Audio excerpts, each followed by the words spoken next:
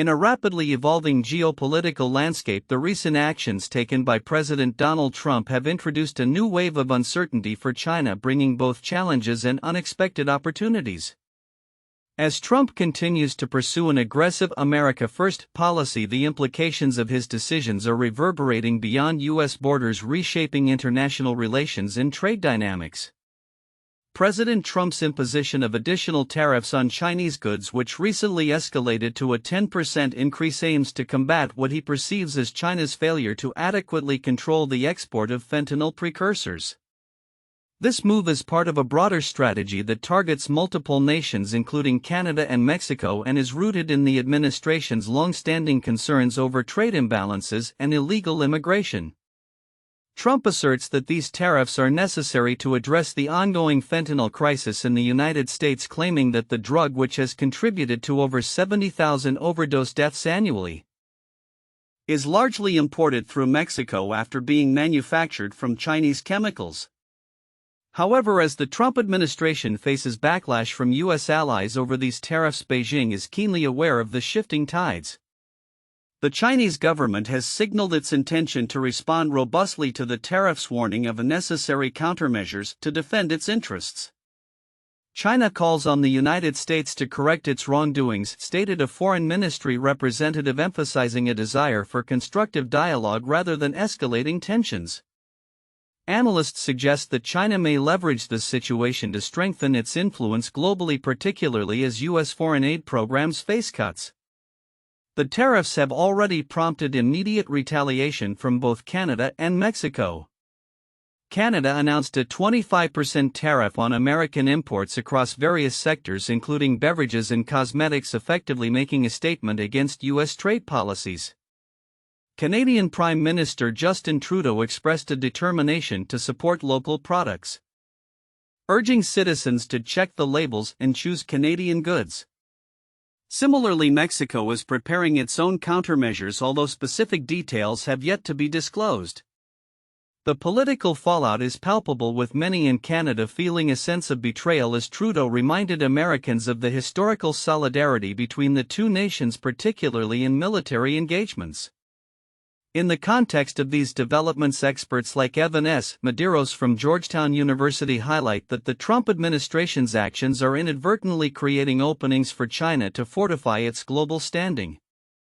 The Chinese are well aware of the damage Trump has done to U.S. credibility and influence globally, Medeiros commented, suggesting that Beijing might exploit the perceived decline of American authority to reshape international norms in its favor. Moreover, the internal dynamics within China are also at play.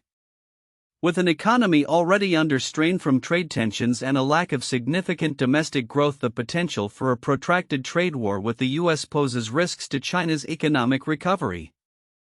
However, analysts note that the Chinese government is likely to seek alternative markets and bolster its soft power in regions where U.S. influence is waning, particularly in developing nations that may view the U.S. as increasingly unreliable due to its foreign aid freeze.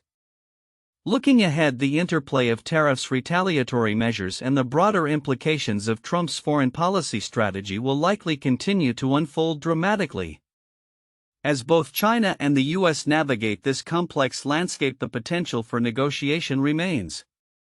Trump has hinted at an openness to dialogue, suggesting that he may seek to engage China on issues like the ongoing conflict in Ukraine, where China's relationship with Russia complicates its position as a mediator. The path forward is fraught with uncertainty, but the stakes are high. The outcomes of this trade war will not only redefine U.S.-China relations but could also have lasting repercussions on global trade patterns and international diplomatic relations. As nations reassess their alliances and strategies in response to America's shifting stance, the world watches closely, anticipating the next moves in this high-stakes geopolitical chess game. In a significant diplomatic escalation, Taiwan is facing renewed pressure from South Africa to vacate its liaison office in Pretoria, a move that has raised alarms about the increasing influence of China in the region. In late January, the South African government formally requested that Taiwan relocate its representative office by the end of March, effectively downgrading its status from a liaison office to that of a trade office. This demand, according to Taiwan's foreign ministry, is a violation of existing agreements between the two nations. Taiwanese officials expressed grave concerns about this development, emphasizing that the push to relocate is symptomatic of what they describe as increasing Chinese suppression. The tension has been brewing since last October, when Pretoria first indicated that it wanted the office vacated. Although South Africa initially postponed its request to allow for further negotiations, the recent ultimatum has reignited fears of Beijing's expanding sway over South African foreign policy. The Taiwanese foreign ministry suggested that the renewed pressure could be linked to China's punitive measures against Ivan Meyer, the leader of South Africa's Democratic Alliance Party, who faced sanctions after visiting Taiwan. Beijing accused Meyer of violating the One China principle and interfering in its internal affairs, which included travel bans for him and his family. This diplomatic rift is indicative of broader geopolitical dynamics, particularly as South Africa's government appears to be increasingly aligning itself with Chinese interests. The potential relocation of Taiwan's office could signify not just a loss of diplomatic presence for Taiwan, but also a shift in the balance of influence in Africa, where Taiwan has sought to maintain ties amid China's growing economic footprint. As tensions mount, Taiwan's foreign ministry has reiterated its commitment to maintaining its presence in South Africa, citing the importance of their bilateral relationship.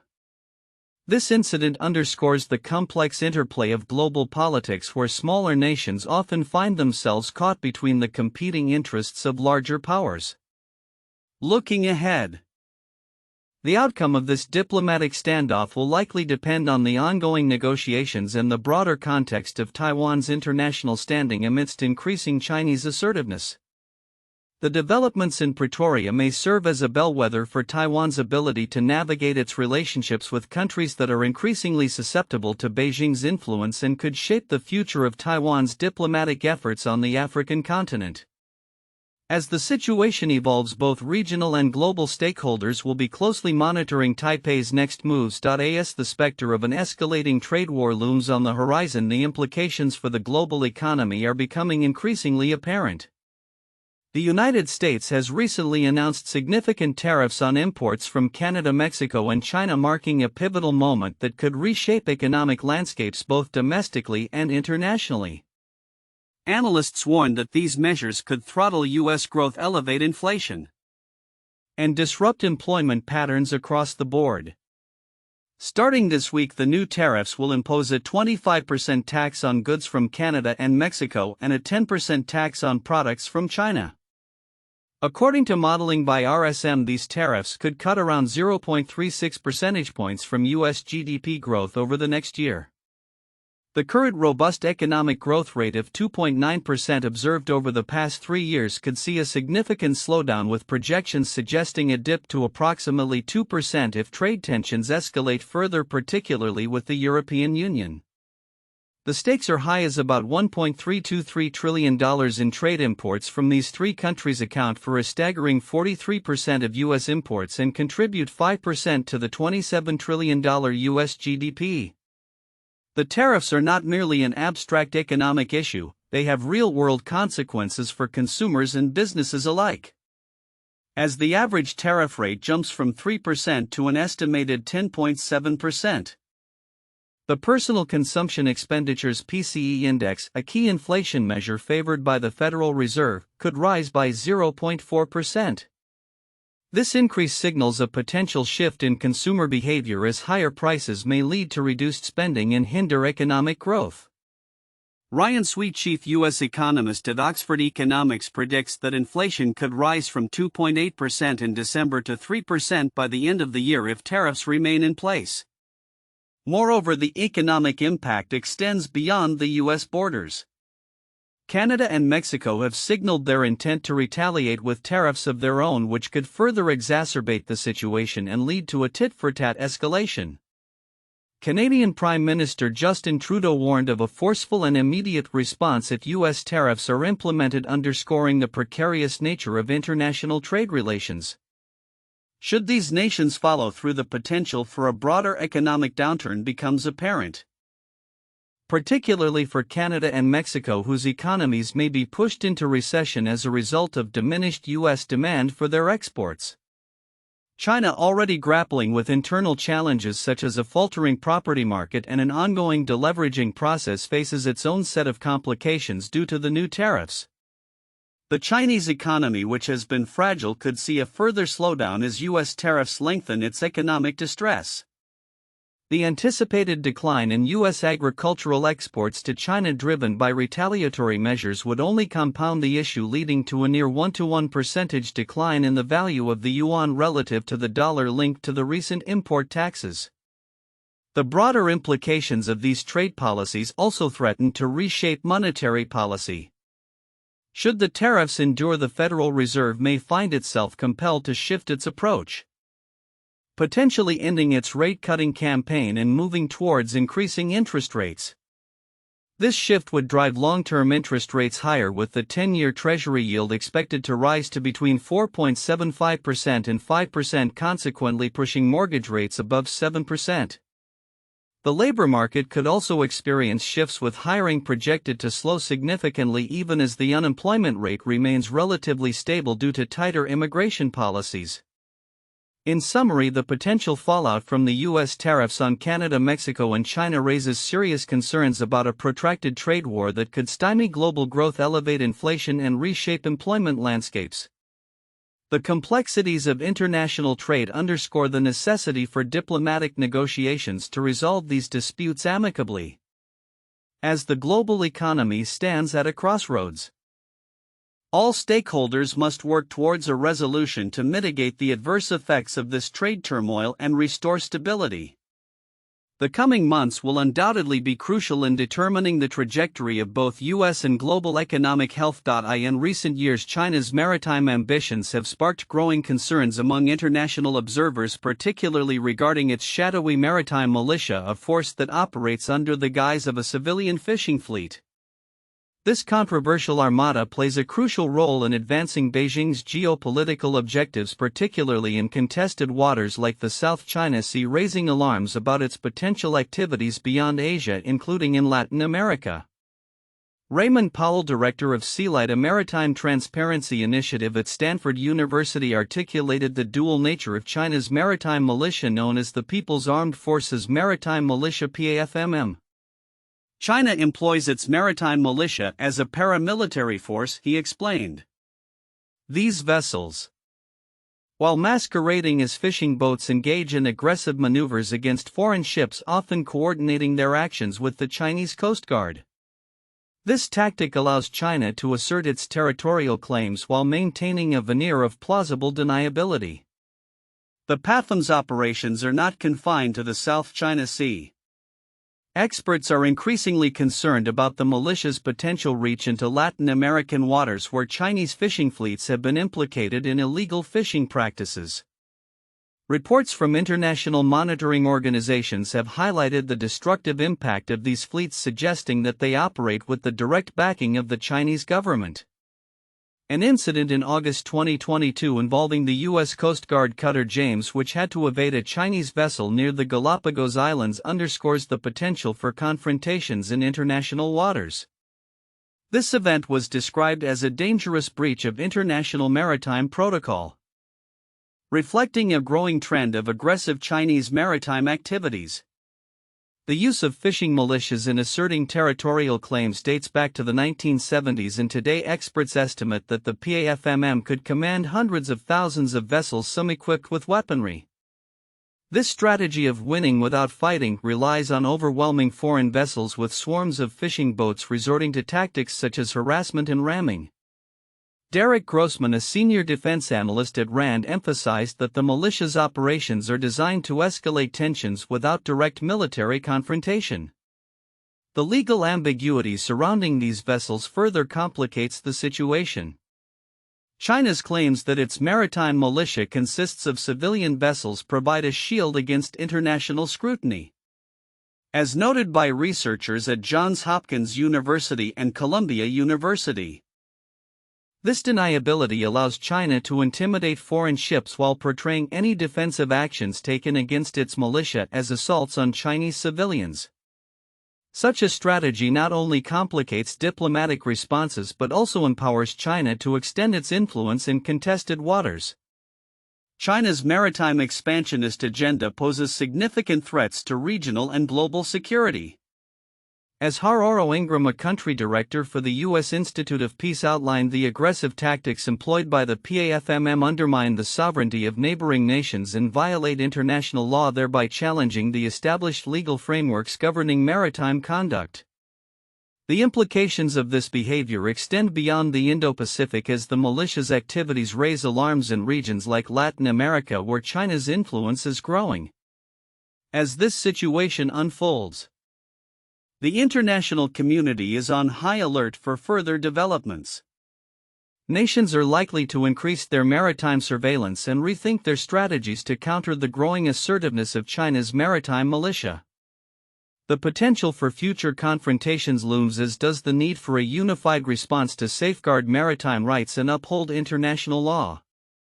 The coming years will be critical in shaping the dynamics of maritime security and international relations, particularly as China continues to navigate its complex geopolitical aspirations. In recent weeks, the global tech landscape has been shaken by the emergence of DeepSeek, a relatively obscure Chinese startup that has made significant strides in artificial intelligence (AI).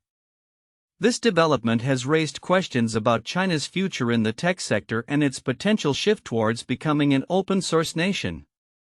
As the rivalry between China and the United States intensifies, experts are urging Beijing to reconsider its heavy-handed regulatory approach to foster innovation and retain domestic talent.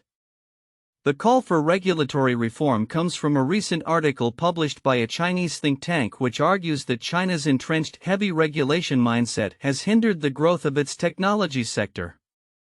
Researchers Jiang Yuhao and Jia Kai emphasize that the current regulatory environment is ill-suited for a rapidly evolving industry and has led to the exodus of top talent abroad. If we do not push for more openness, they warn, we may end up forcing unicorns and other high-quality companies we have nurtured to move to the U.S., which could widen the gap between us and the U.S. even further. This sentiment echoes a broader concern among industry insiders that excessive regulation is stifling innovation in China. The authors advocate for a shift in focus towards creating institutional conditions that encourage tech disruptors and a more open environment for innovation. By easing administrative intervention, they argue China could better compete on the global stage and attract the best minds in technology. The implications of this potential transition are profound. As the global tech race heats up, particularly in the fields of AI and machine learning, China's ability to innovate and adapt will be crucial. The authors highlight the risk of a brain drain where the brightest engineers and entrepreneurs leave for more favorable environments, primarily the United States. This could not only exacerbate the existing tech gap between the two nations but also hinder China's ambitions to lead in AI and other advanced technologies. Moreover, the debate around DeepSeek's success serves as a litmus test for China's regulatory framework. If the company can continue to thrive despite the restrictive environment, it may indicate a growing resilience within China's tech ecosystem. Conversely, if the burdensome regulations remain in place, the risk of stagnation looms large. The call for deregulation is not merely about easing restrictions. It reflects a deeper understanding of the need for collaboration and open-source innovation. By embracing a more open approach, China could cultivate a more vibrant tech community, fostering creativity and cross-pollination of ideas. This would not only benefit domestic companies but also enhance China's standing in the global tech arena. As policymakers consider these recommendations, the future of China's tech landscape hangs in the balance. The pressures of international competition, particularly from the U.S., may compel Beijing to rethink its regulatory strategies. Should the government take bold steps towards deregulation and promote a more open-source philosophy, it could position itself as a formidable player in the global tech race. In conclusion, the emergence of DeepSeek marks a pivotal moment for China as it navigates the complexities of innovation, regulation, and international competition. The path forward will require a delicate balance between oversight and freedom, with the potential to redefine China's role in the global tech ecosystem. As the world watches closely, the decisions made in Beijing will not only shape the future of its technology sector but also influence the broader dynamics of global innovation in the years to come.